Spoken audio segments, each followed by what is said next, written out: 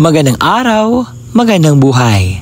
Lalong-lalo na sa ating mga minamahal na mga senior citizens, mga lolo at lola.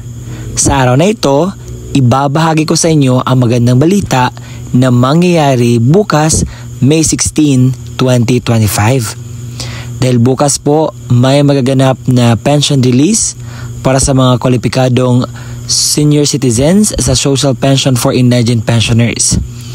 At sa video na ito, malalaman ninyo ang mga lugar kung saan may magaganap na pension release. Anong oras ba magaganap at saan po ba ang payout venue. At dito lang po yan sa aking video. Dahil aking ibibigay ang lahat ng mga detalye nang sa gayon you are knowledgeable enough. Attention sa lahat ng mga senior citizens. Social Pension Payout Schedule May 16, 2025. Alamin natin ang buong detalye sa balitang ito. At inaanyayahan kita na tapusin mo ang video na ito hanggang sa dulo nang sa gayon makuha mo ang punto ng video kong ito. At baka hindi ka pa nakasubscribe sa aking YouTube channel, inaanyayahan kita na tusukin mo yung nakalagay subscribe dyan.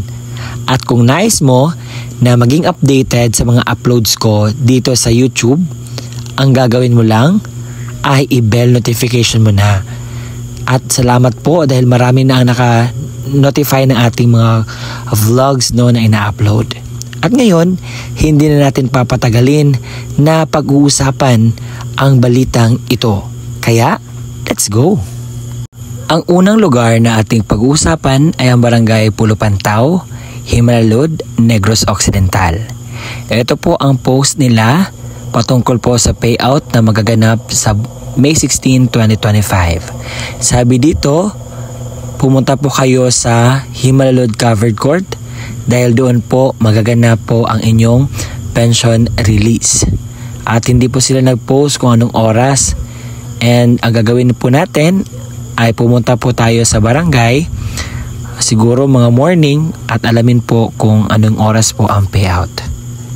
Kasunod na lugar na ating pag-uusapan ay ang Barangay Perelios sa Carcar City, Cebu. Sa May 16, 2025, may magaganap po na pension release sa Social Pension for Indigent Pensioners. At magsisimula po ang inyong pension payout alas 9 ng umaga. At pupunta po kayo sa Barangay Perelios Gym. May schedule din ang Barangay Balaas, Himalalud, Negros Occidental sa Social Pension for Indigent Pensioners payout sa May 16, 2025 at ito po yung detalye na ating malalaman at ito po ay galing sa kanilang post. Sabi dito, payout schedule for senior citizens social pension May 16. Note, magdala po ng blue ballpen only at hindi po nila pinost dito ang oras at ang payout venue po ninyo. Hindi rin magpapahuli ang City of Dipolog dahil sa May 16, 2025 may magaganap din na pension release sa mga qualified senior citizens sa Social Pension for Indigent Pensioners at ito po yung mga barangay na mag-payout. Sa Barangay Ulingan, ang payout time po ninyo alas 8 hanggang alas 11 ng umaga. Ang payout venue po ninyo ay sa Barangay Ulingan Mini Gym. Sa Barangay Central, ang payout time po ninyo alas 8 hanggang alas 11 ng umaga. Ang venue po ninyo ay sa Oscar Covered Court.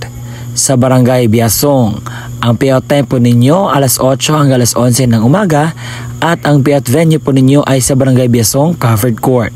Sa Barangay Miputak, ang payout time po ninyo alas 8 hanggang alas 11 ng umaga sa Barangay Miputak Covered Court. Sa Barangay Santa Filomena, ang payout time po ninyo alas 8 hanggang alas 11 ng umaga sa Barangay Santa Filomena Covered Court. Sa Barangay Estaca, ang payout time po ninyo alas 8 hanggang alas 11 ng umaga sa Barangay Estaca Covered Court. Sa Barangay Bara, ang payout time po ninyo alas 8 hanggang alas 11 ng umaga sa Oscar Covered Court po kayo pupunta. May payout din sa Barangay Niog sa City of Bacoor. Ito po yung mga detalye na dapat ninyong malaman sa inyo pong payout na magaganap bukas, May 16, 2025. Alamin ninyo dahil mayroong code number na inyong basihan sa inyo pong payroll or sa pagtanggap po ninyo. Ito po yung mga detalye. Ang oras ay 8 to 9 sa payroll number 1 hanggang 37.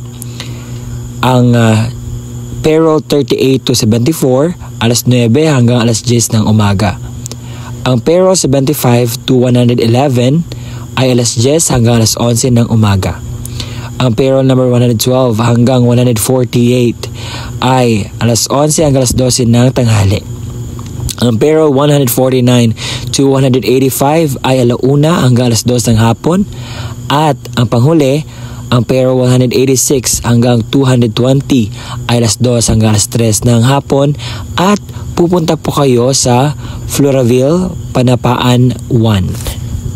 Hindi rin mo papauli ang Barangay Lukban, Quezon dahil po mayroon pong magaganap sa inyong social pension for indigent pensioners payout sa May 16, 2025 at ito po yung post or basihan sa aking sinasabi. Sabi dito, ito po yung mga listahan ng mga senior citizens sa Barangay 3 for local pension payout sa ang oras po alauna hanggang alas 2 ng hapon sa Lukban Gym, Barangay Tinamnan.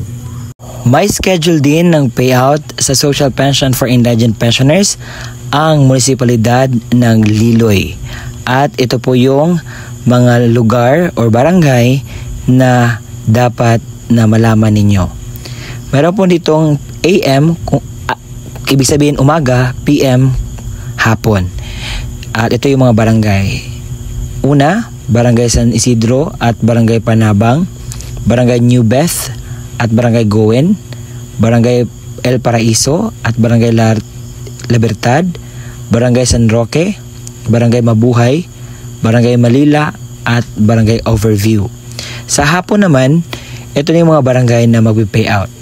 Barangay Kabangkalan, Barangay Mauswagon, Barangay Candelaria, Barangay Villa M. Tejero, Barangay Kanaan, Barangay Guaw, Barangay Ganase, at Barangay Magang or Maigang. Maging ready po ang City of Cotabato dahil may magaganap po na pension release dyan sa inyo sa Social Pension for Indigent Pensioners at ito po yung patunay. Sabi dito, announcement May 16, 2025 alas 9:30 hanggang alas 3 ng hapon po sa mga unpaid o hindi pa nakuhang mga payout sa mga senior citizens sa social pension sa lahat ng mga barangay. Para lamang po ito sa mga senior na may pangalan noong first quarter payout pero hindi nila nakuha.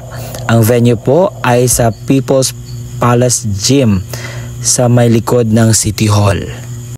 May post dito ang sabi, attention mga nanay at tatay sa lungsod ng Kabasalan na mga social pension for indigent pensioners. Meron po magaganap na payout sa May 16 sa Barangay Salipyasin, Covered Court. At puntahan lang po ninyo po doon at dalhin po ang mga kumpletong requirements. May pension payout din sa San Antonio at ang oras po alas 8:30 hanggang alas 12 ng tanghali. Pupunta po kayo sa San Antonio Chapel po para kunin ang inyong mga pensyon. May pension payout din ang Bagong Pulumulok. Malaman dahil marami din itong mga barangay kung saan mapipayout. Kaya naman, pakatutukan at akin nang sasabihin ang mga barangay at anong oras. Ang oras po nila, same lang po sila, alas 8 hanggang alas 12 ng tanghali. Pasensyahan nyo na po ang maririnig nyo na palaka kasi naghahanap po yan ng ulan. At ito po yung mga barangay at mga payout venue.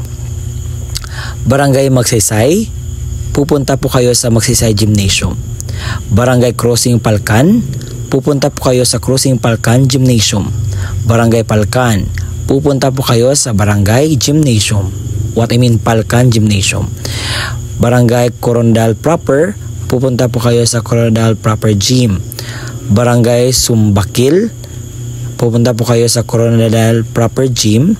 Barangay Bentong, sa Barangay Bentong Gymnasium. Barangay Rubber, pupunta po kayo sa Rubber Gymnasium. Barangay Sulit, pupunta po kayo sa Sulit Gymnasium. Barangay Lumakil, pupunta po kayo sa Lumakil Gymnasium. Sa Davao City, meron pong pension payout. Ang tinatawag po dito ay annual subsidy. Sa May 16, ang Barangay Dakudao. Ang payout po na name ay nasa Abalye Arlene et al. Na mayroong 586 na beneficiaries. Sa Socorro, Surigao del Norte, sa May 16, 2025, may magaganap po na pension release dyan sa inyo at ito po yung patunay na post ng inyong lugar.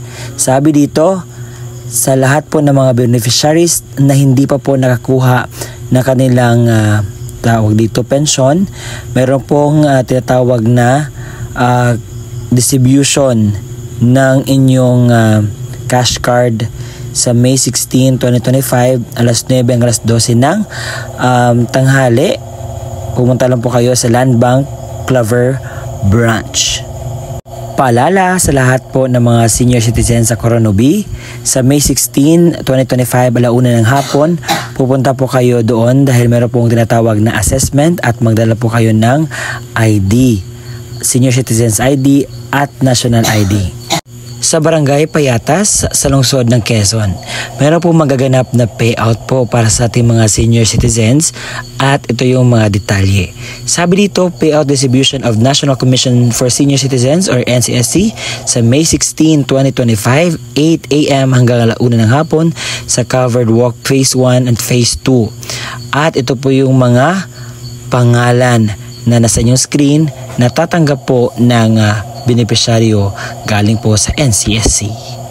Sa lahat po ng mga taga Zamboanga Central School, meron po magaganap po na payout sa inyo, taga Zamboanga rather. At pupunta po kayo sa Zamboanga Central School at meron po kayong uniform. Kinakailangan po mag-blue po kayo at please get your payroll number sa San Jose Guso Barangay Hall. Sa munisipalidad ng Palupandan, sa May 16, 2025, magaganap po ang first quarter of 2025 payout at ito po yung mga barangay. AM at PM po ito para mas clear. Sa Barangay Zone 1, ang payout venue po ninyo ay sa Daycare Center. Sa Barangay Zone 1A, ang payout venue po ninyo ay sa Barangay Hall. Sa Barangay Zone 2, ang payout venue po ninyo ay sa Barangay Covered Court. Zone 3, ang payout venue po ninyo ay sa Barangay Hall. Zone 4, Barangay Hall. Zone 4A, Daycare Center. Zone 5, SK Hall. Zone 6, Barangay Hall. Zone 7, Barangay Hall. Kanhusa sa Hope Market. At magsisimula po ang inyong payout alas 8:30 ng umaga. At eto naman po yung mga schedule sa hapon na payout. At ito yung mga barangay na magpe-payout sa hapon. Sa Barangay CR Palupandan, ang payout venue po ninyo ay sa Saho Elementary School. Sa Barangay Kulo, sa Barangay Hall, sa Barangay Mabini, sa Evacuation Center po ang inyong venue. Sa Barangay Pag-ayon, sa People's Hall, sa Palaca Norte, sa Barangay Hall, sa Palaca Sur, Barangay Hall, Barangay Patik, Daycare Center, Barangay Tapong, Barangay Hall, Barangay Ubay, sa Chapel, Barangay Utod, sa Barangay Hall, at ang oras po ng inyong venue, oras ng inyong payout ay 1:30 ng hapon magsisimula. Paalala po sa lahat ng mga taga Rubukon Chapter, meron po magaganap po na payout bukas May 16, 2025. Pupunta po kayo sa Rubukon Gym. At yun po ang oras, ang lugar at ang payout venue na mga detalye na dapat nyong malaman sa payout na magaganap bukas. At sa mga nagsasabi, sir, hindi ko po nakita ang aming lugar. Well, marami pong mga barangay na hindi po nagpo-post. Ang dapat nyo pong gawin dyan ay pumunta po kayo sa pinakamalapit na barangay sa inyo at alamin po ang status patungkol sa inyong payout sa social pension for indigent pensioners. Meron ako mga isali dito na hindi related sa social pension for indigent pensioners but still related po sa payout ng ating mga senior citizens. Kayo naman po ang mag-segregate kung alin ang social pension, pero konti lamang po yun ang aking nasali. And sa mga nagtatanong po patungkol sa requirements sa social pension pagkuha, ito po yun.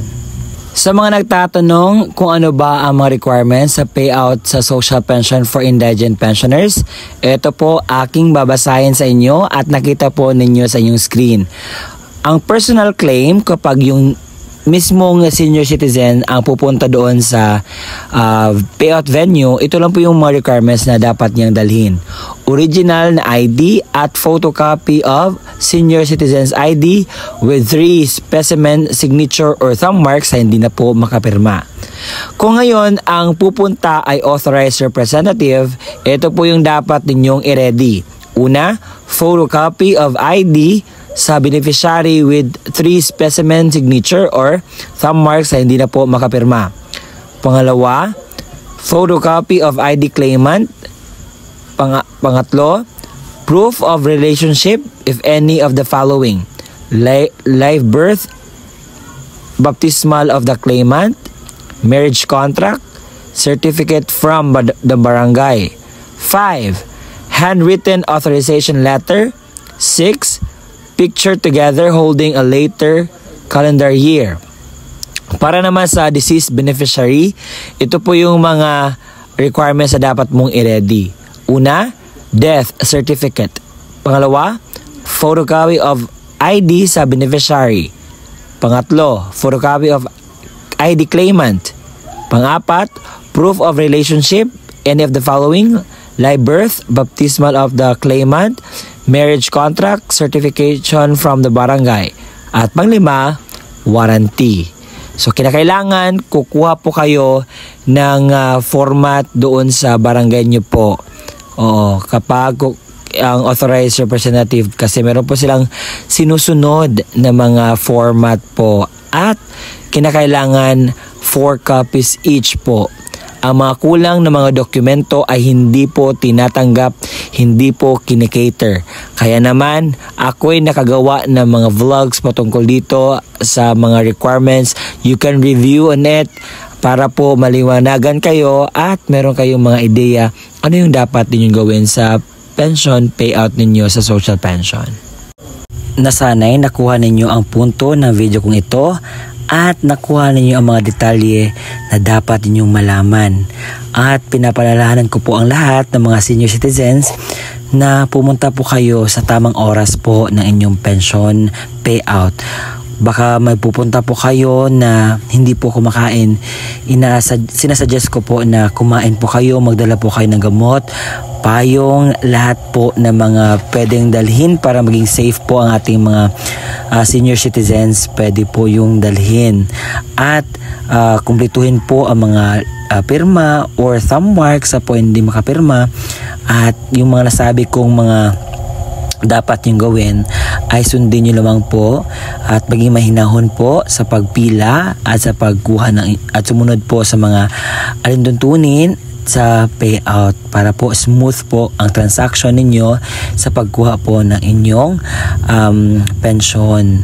And sa mga makakatanggap, congratulations dahil ito yung panahon na makakuha kayo ng ayuda galing po sa ating gobyerno, and we can really say that our government is doing something for our elderly kasi naman po kinakailangan po ng mga elderly ang pensyon dahil kung wala ito, paano po sila makakabili sa kanilang maintenance. At alam ko na may mga senior citizens na nag-take na po ng kanilang maintenance at pamili po ng kahit konti lang na pang-ano sa bahay. So sa akin lang po, ginagawa ko itong vlog na ito para naman po sa kaalaman dahil marami po talagang mga senior citizens ang palagi ang nanonood sa aking YouTube channel. And pagpasensyahan nyo na po as of this moment that you can really hear the frog, no? Kanina pa yan. Kasi dito medyo merong kulog or kidlat, and ginagawa ko lang talaga itong vlog na to dahil gusto ko maipaalam sa ating mga senior citizens ang mangyayaring payout sa social pension for indigent pensioners bukas May 16, 2025. And ako'y lubos na napapasalamat sa palagian ninyong pagsusuporta, papanood ng aking mga vlogs, and more vlogs to come na aking gagawin everyday. Kahit medyo pagod ako, I will do it to inform everyone patungkol sa matatanggap nila na pensyon galing po sa ating gobyerno. And this is me, Ruel Mendoza Tanyo. Kung nakuha mo ang punto ng video ko ito, huwag mo naman kalimutan mag-subscribe. Baka naman at i-bell notification na para maging updated ka sa mga videos na i-upload ko pa. Yan lang muna. Sobrang taas na eh. Bye-bye! And God bless po sa lahat. Keep safe palagi. Always pray to God and never lose hope. Bye-bye.